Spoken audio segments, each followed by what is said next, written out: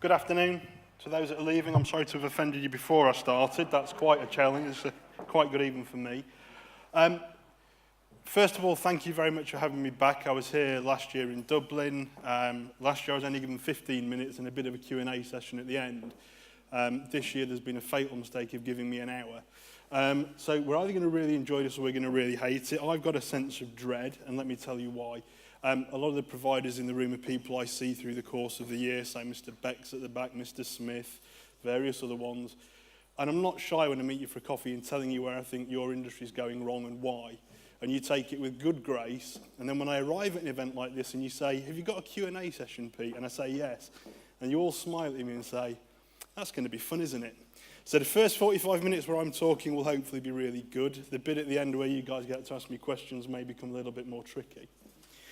We're going to talk about the journey to a blended workforce. And I think the journey is the really key part of this, because I think no matter what any provider says, and potentially what any business says, the understanding of what a blended workforce is, what that means for us, what it means for our organisations, what it means for you as suppliers, is still something which is forming. There's a huge number of unknowns. So if anybody came today with a pen and paper thinking they were going to walk away with a solution you could replicate, regrettably not. What I am going to try and do, though, is talk about some of the thinking we did, where that thinking came from, and also in terms of then taking on the journey we've been on, perhaps just provide some thoughts around frameworks that might help either providers or other organisations as they go on this journey.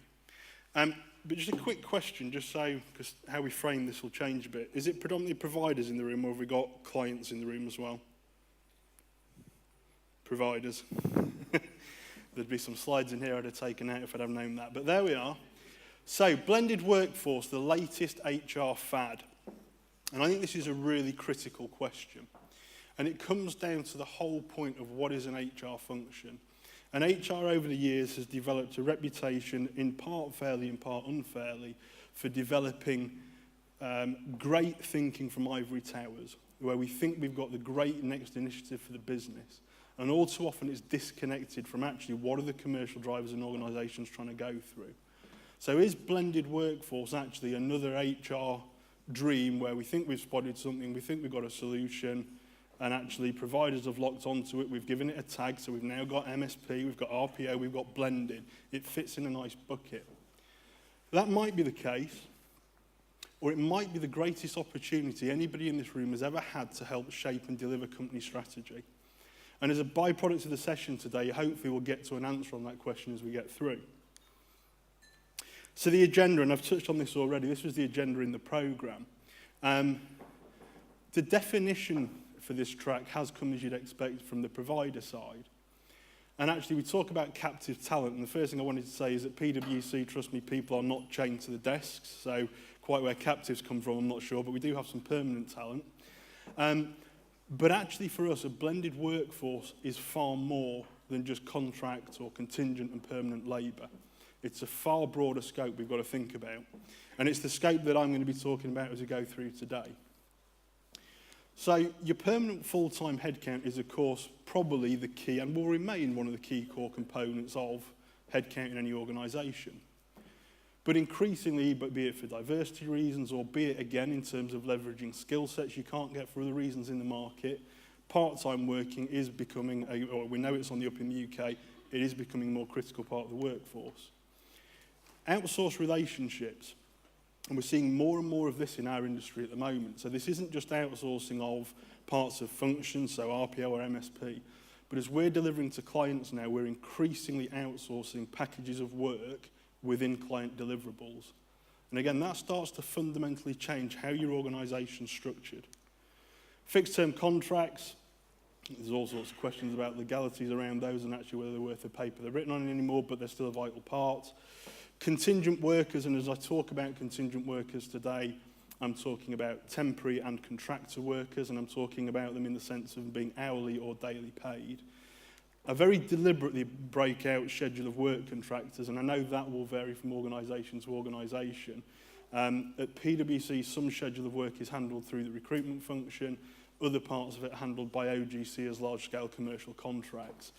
But again, as we start to think about actually, when we talk about a blended workforce, what's the aim of a blended workforce? And from an organisational perspective, the aim of a blended workforce is probably twofold. It's to enable us to attract skills into the business we may not be able to attract through traditional routes. And in doing that, if we can procure them on a more flexible basis, then we can start to positively impact both revenue and margin for the firm. So as I say, provided definition is contingent and perm, I'm talking about how we leverage a far bigger construct than that. So the world is changing. And a lot of us have known this for the last 10 years, at least the last 10 years. And I'll talk over the numbers as they come up. But if I go back even 10 years ago, we were being told, and it wasn't Avature that Rory just referenced, but there was another technology called Second Life. And we were told by the RPO provider we had at the company I was then at, that if we didn't get on Second Life, and this was a place where people created alternate profiles, they had fake jobs with fake money in this weird world, right? This was weird stuff. And we were told, if you don't get on board with this, you won't be able to attract the next generation of talent, because that's how the next generation of talent is going to want to interact with the world. Guess what? It's gone nowhere. So there's all sorts of red herrings in this stuff. And actually, it's starting to pick through that becomes quite tricky. But there are some key trends you can identify in some of these data sets. So we can see quite quickly that job tenure in the UK, 95 to 2001, has been decreasing. We can see temporary workers, the use of temporary workers has been increasing, and it's been increasing for a long time. There may be different reasons why. Interesting stat, top left corner, a third of workers will be over 50 by 2020.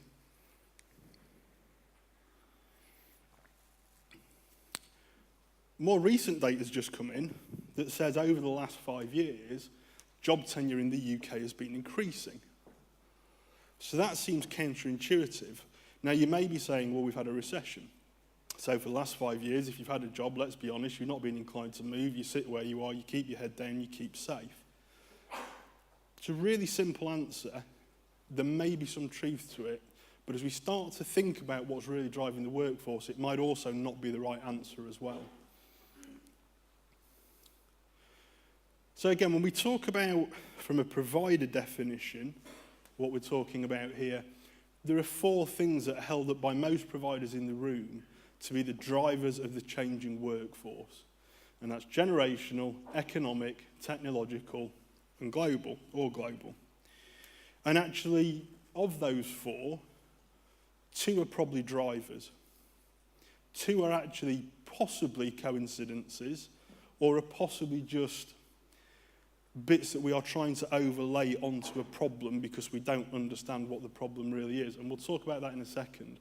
But the 2 things that fascinate us at the moment are generational change and economic change, and what's the effect that's having on the workforce. Now, the first question is a question that every CEO in probably the world, certainly the Western world at the moment, is wrestling with. So the last 10 years of volatility, is this a new norm? Or is it a short-term aberration? Now, 10 years sounds like a short-term aberration, but if you look at a 10-year gap, we've gone from probably the biggest boom cycles we ever had to one of the biggest bust cycles we've ever had. And in the data that just came out at lunchtime today, or in the last 24 hours, inflation's dropping, unemployment's come down again today, and the growth figures have been revised up 0.2% again today. There is a huge amount of volatility. So is this volatility also in the labour market, or is it just a short-term aberration? The most interesting question on this slide is which came first, the chicken or the egg, which doesn't sound like a very scientific question. But a third of workers will be over 50 by 2020. And we know from the Office of National Statistics numbers that employment stability increases with age.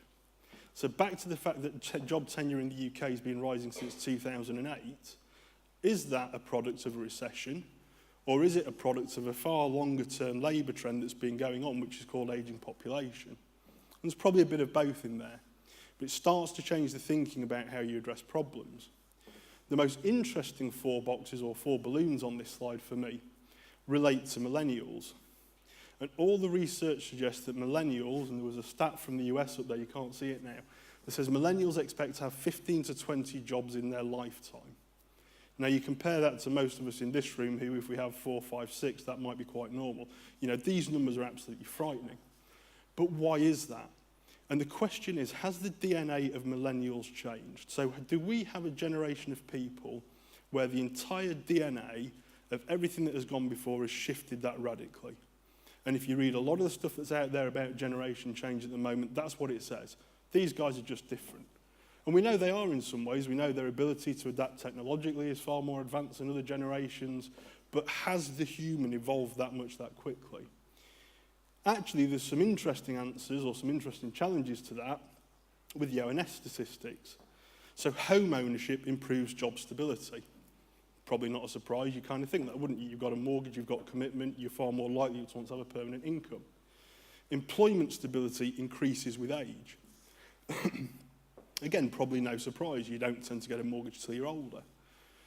The average age of women having children is increasing rapidly, and in the last 15 years, the average increase in age is frightening.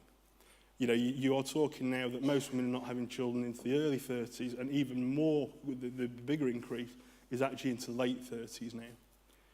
And also the average age of marriage is increasing. And again, in the last, I think it's since 1983, that's gone up by nearly 5 years for men and women.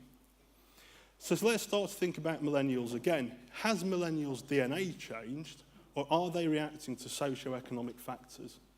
So if you're growing up in a world where you know, especially in the UK, odds on you are not going to own a house into your 30s, you're not going to be married to your 30s, you're not going to have children, what is the incentive to have a long-term stable career in the early years? If you can bounce around and you can get experience, and it's inconsequential to your life because you're still living at home, well, there's no risk there, is there? So the point I'm trying to make about this, nobody knows the answers, but we're starting to talk about blended solutions and generational change in a way that says we do know the answers. And we're proposing solutions called blended workforce to problems we don't understand. So I'm not saying I know the answers better than anybody else. There are, though, some clear trends that we can start to think about when we start to think about how do we meet these challenges. And the very clear split is that the world of work is going to go effectively into 3 parts. So you're going to have the over 50s, the rapidly increasing population there. You're going to have, Generation X and Y, or whatever definitions we're now on, in the middle. And you're going to have millennials at the bottom. But workforces are going to start to look, and this may even be physically look, very, very different to the way they do today. And this forecast of the 33% of people being over 50 in the workforce is by 2020. So that's 7 years away. This is also going to create some really interesting challenges for organisations in terms of who does work. So if you think about over 50s at the moment, and I nearly got in trouble when I said this to Julia Robertson from Impellium yesterday because she's sensitive about over 50s. But if you're 55 years old and you're currently graded as a senior manager in an organisation and you're paid £100,000 a year, well, you've kind of earned those spurs because you've been at the organisation, you've had a good career, you've proved your worth, you're getting paid a lot of money. In the UK, where the age for retirement's increasing rapidly now as well, is somebody who is 62, 63, still with 5 years' work ahead of them, going to want to carry on working full tilt till they're 66, 67.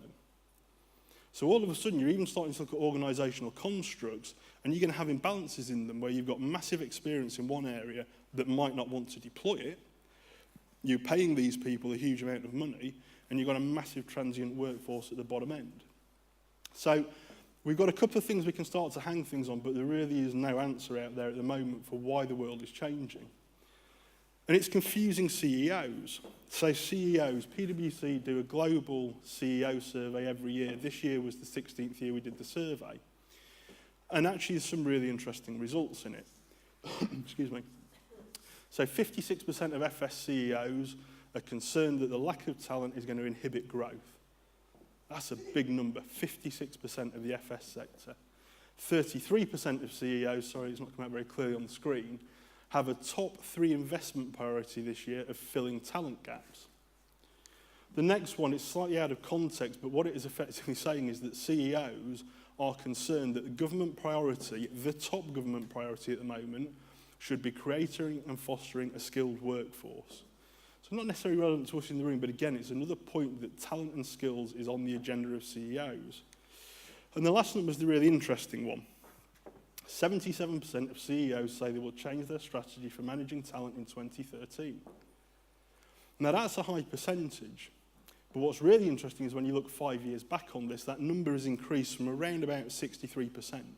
So for the last 5 years, incrementally each year, slightly more CEOs have said they're going to change their strategy for managing talent. And why is that?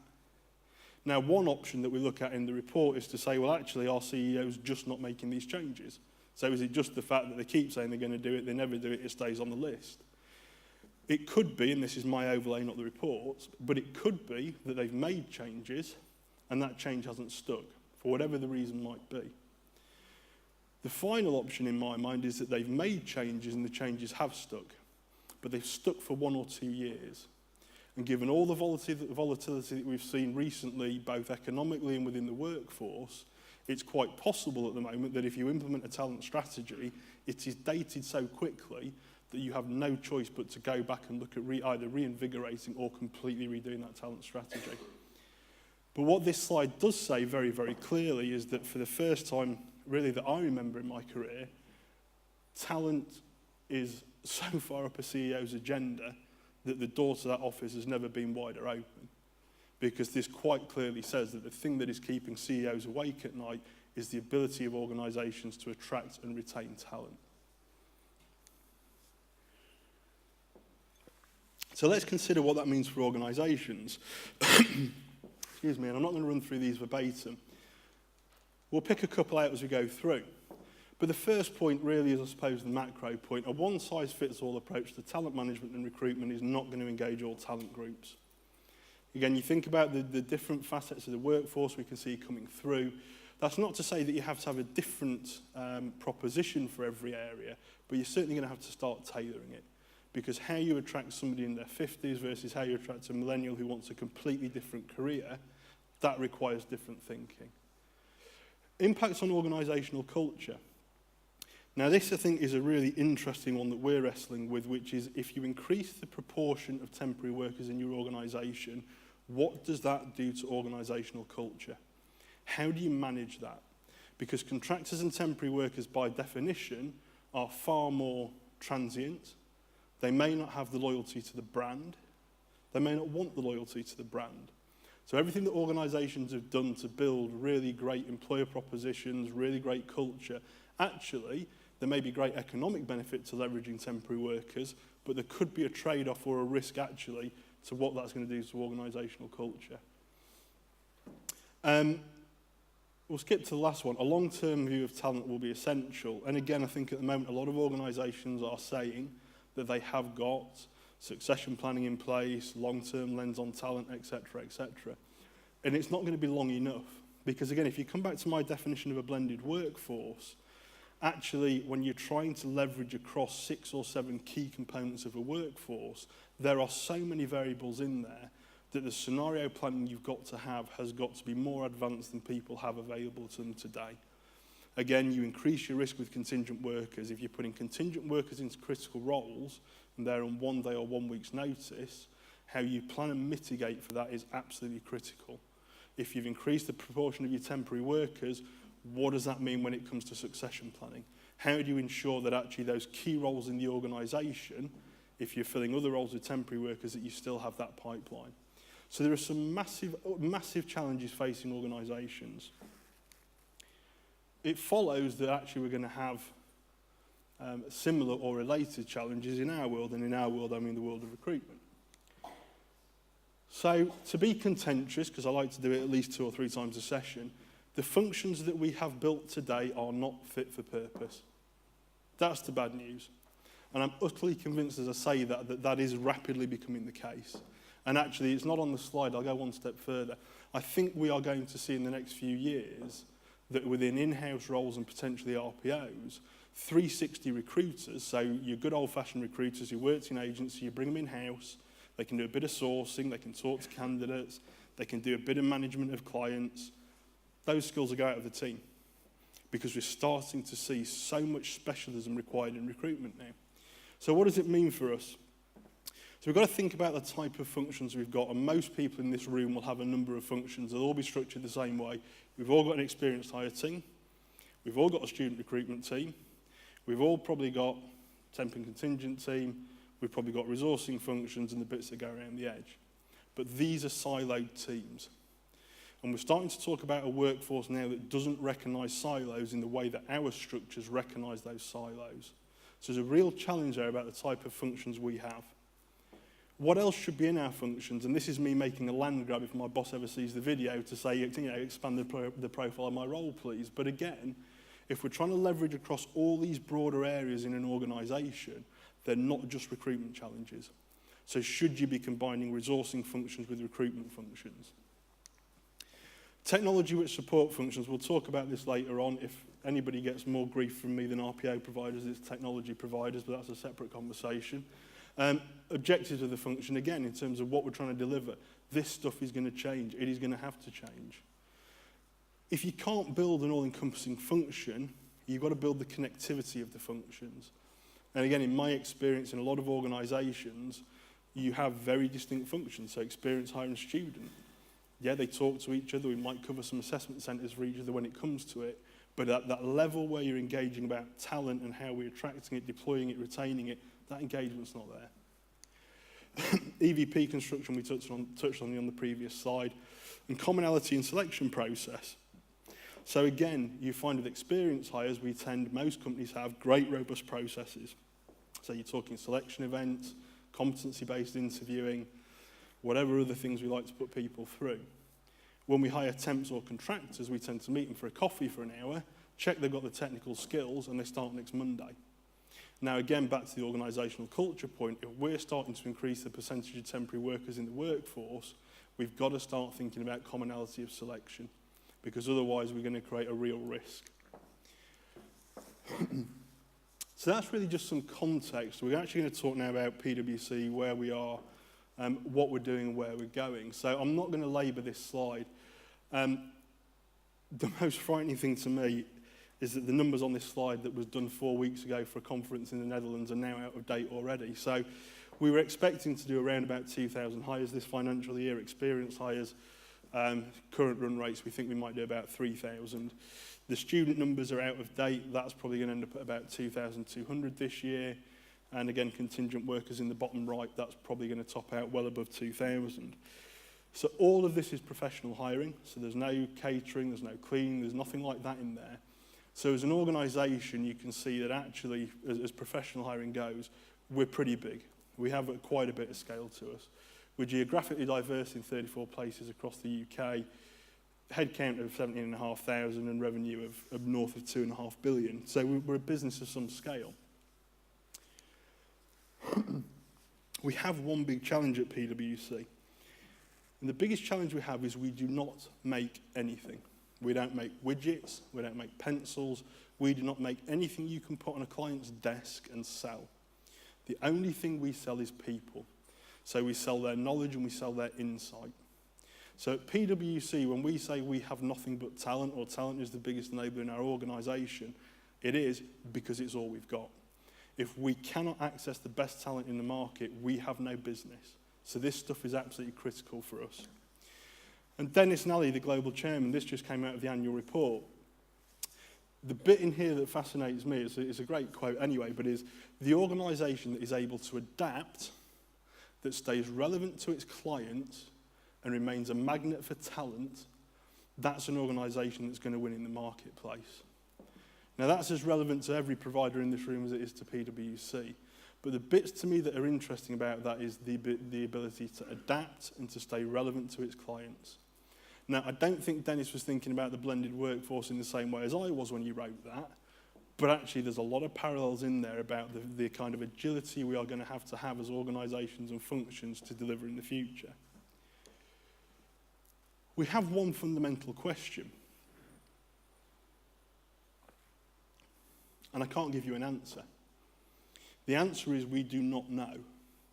So despite all the work that's been done the world over, excuse me, we understand the type of skills we're going to need to deliver to clients in the future, but what does that mean in terms of the shape of the workforce? Is it 80-20, 70-30, 60-40? We don't know. It is too complex an answer to actually start to answer conceptually. And I know that sounds really weird, but if you give somebody a question that big that says, what's the shape of a future workforce? We've had the greatest brains in the world looking at that for 2 years, and the answer is still, we don't know. Because you have no way of doing that. You've got to start this question from the ground up, as strange as that might sound. So, we'll go back nearly 5 years in history now, and some of you will have heard this before. So 4.5 years ago, I came to PwC. I was asked to look at a recruitment function that wasn't working, that wasn't delivering. And I was given 3 headings really to go and look at. And one was, what are we going to do for the now?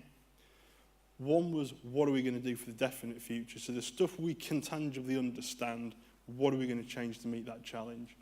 And then the possible future, what are we going to do? What is it we think that's coming over the hill that we need to be getting ready for? So the now was quite simple. Review recruitment as is, as opposed to as it on there, and get recruitment fit for purpose today. And actually, if there were more clients in the room, the point I would have made here is really to the benefit of the providers. Get your house in order first.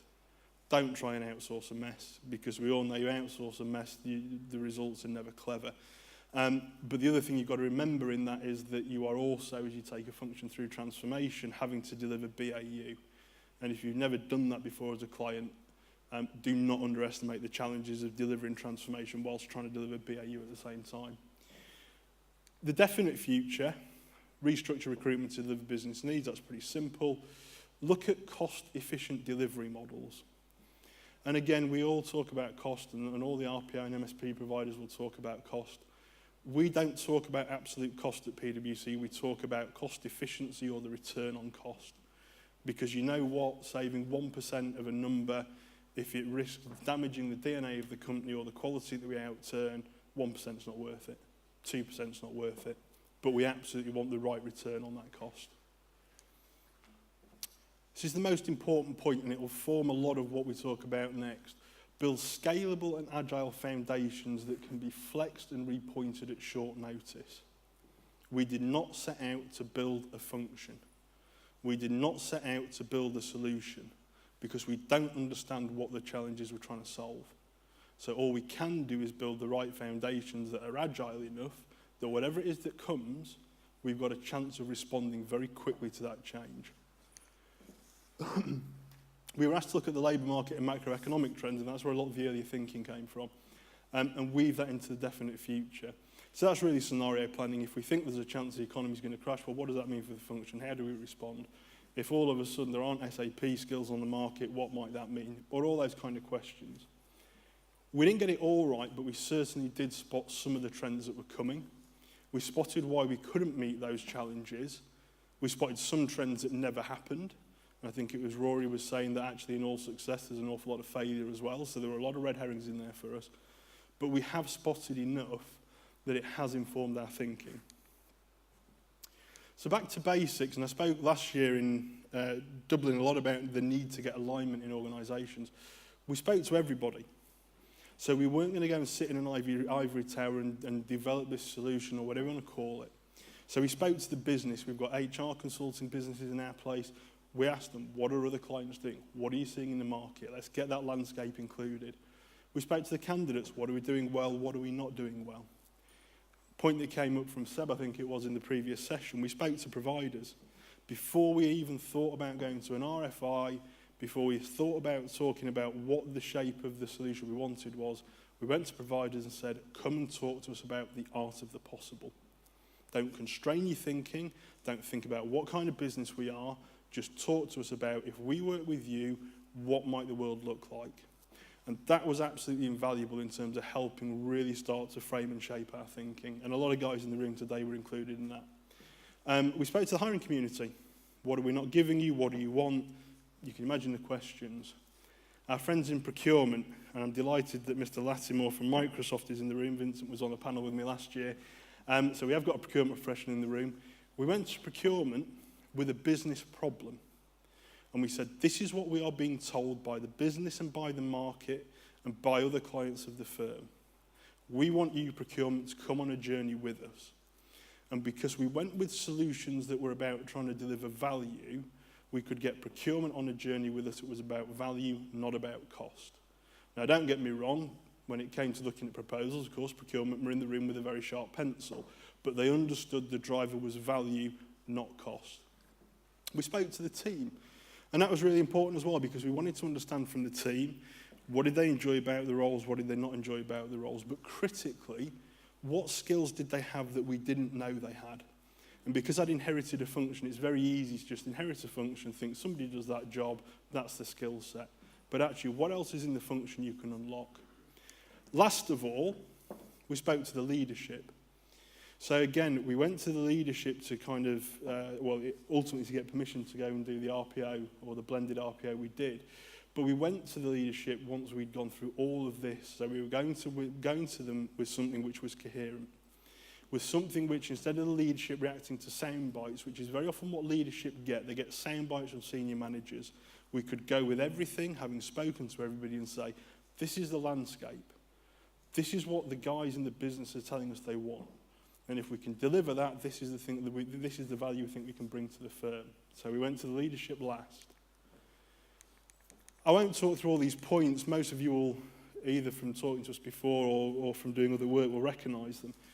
The function wasn't fit for purpose. We had fragmented outsource of different parts of the function.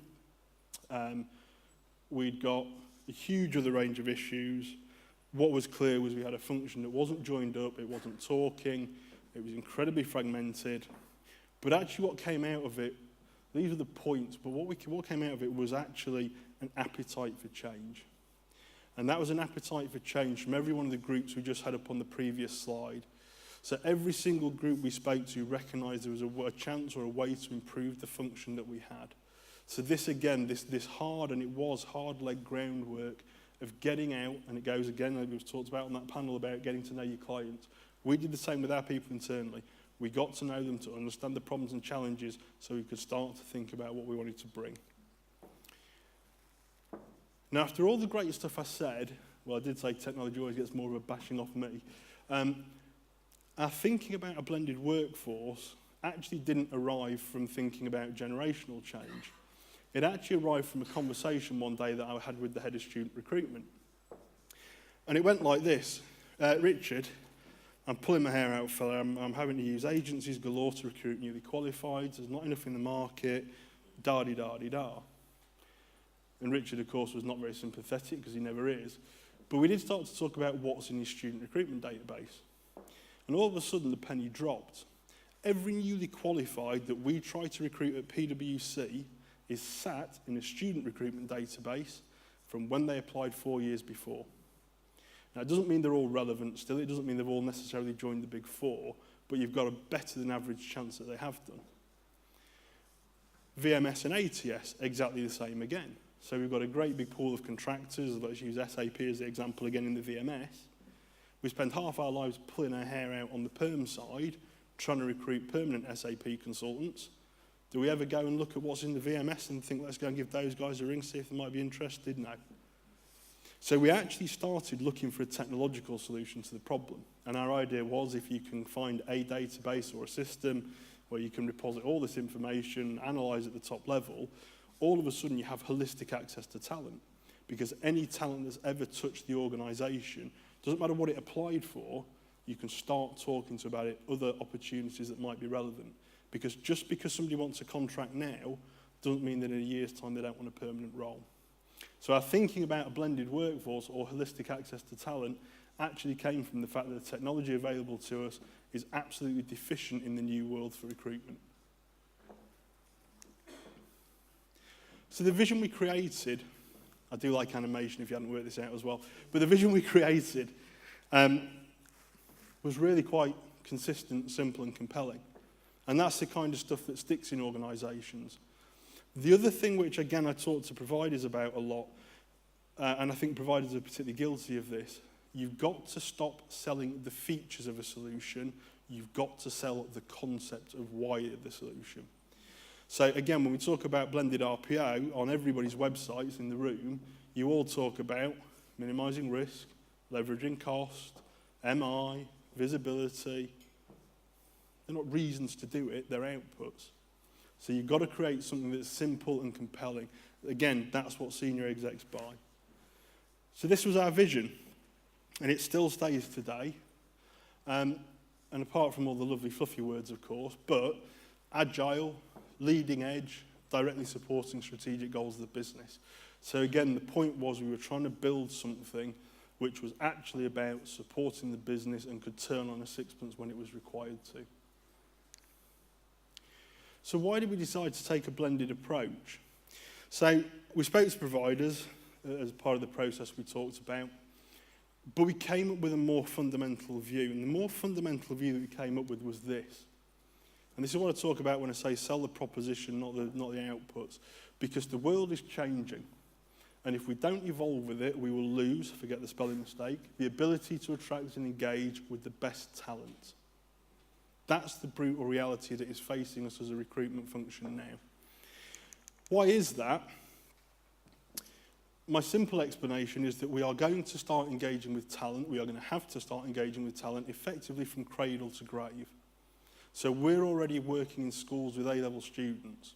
So from that age of 16, we are already starting to identify the people that we think have the skills, the talent, the cultural fit to PwC.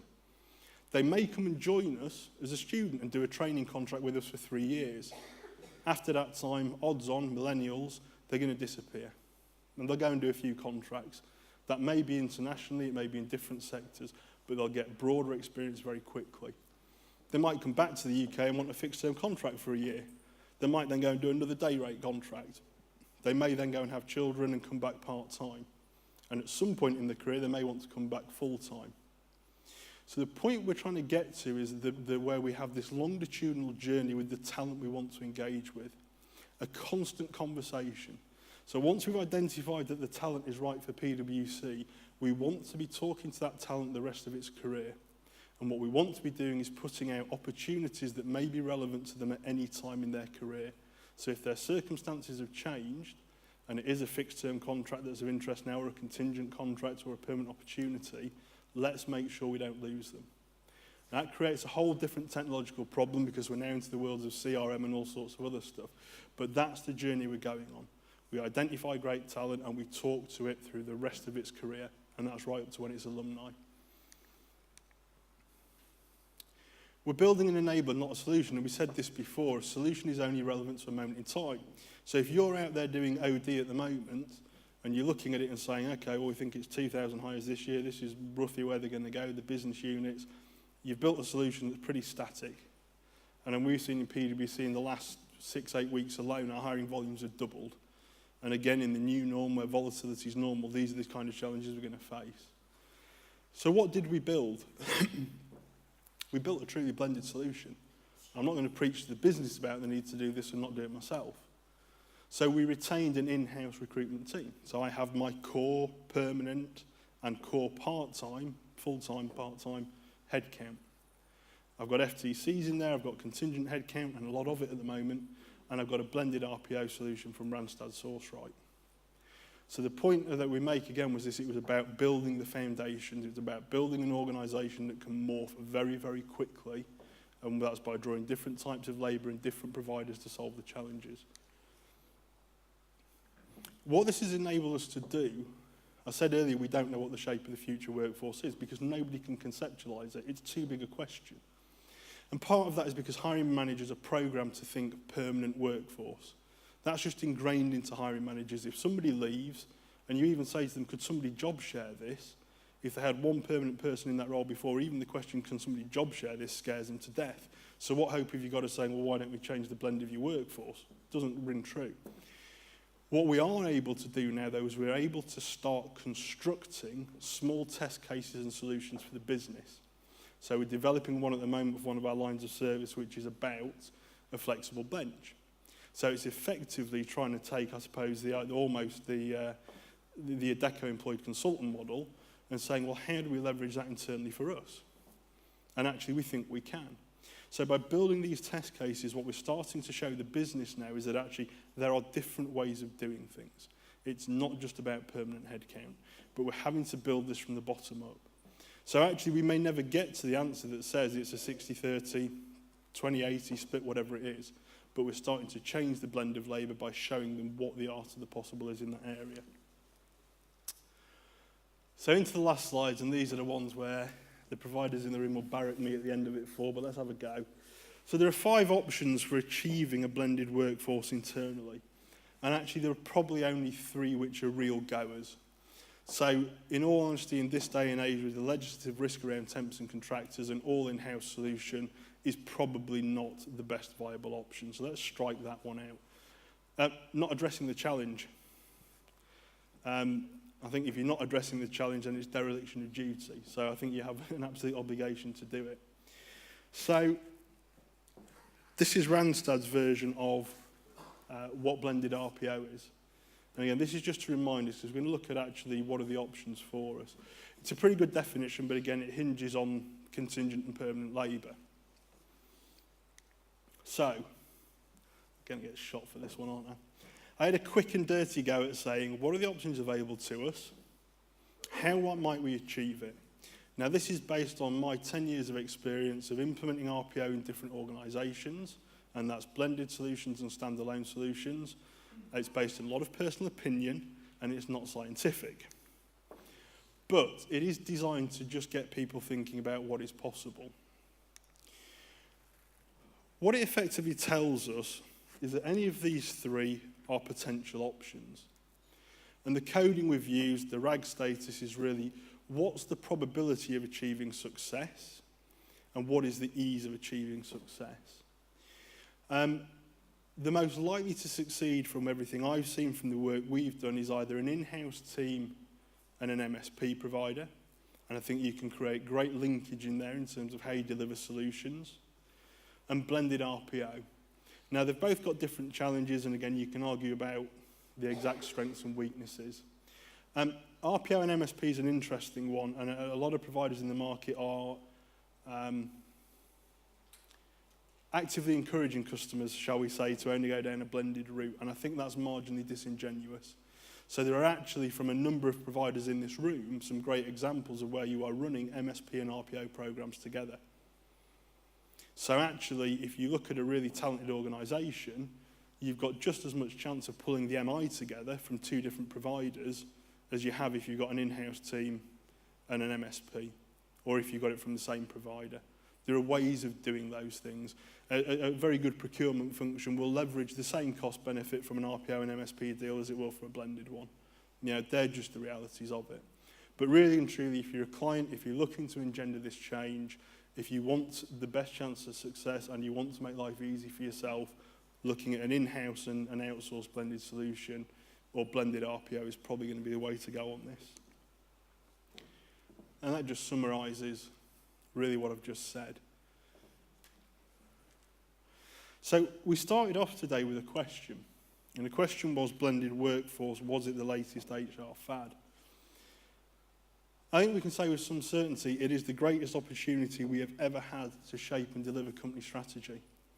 And actually the reason for that is for possibly the first time, there is nobody else in an organisation that understands how to address this challenge. We've seen that CEOs are being kept awake by these challenges.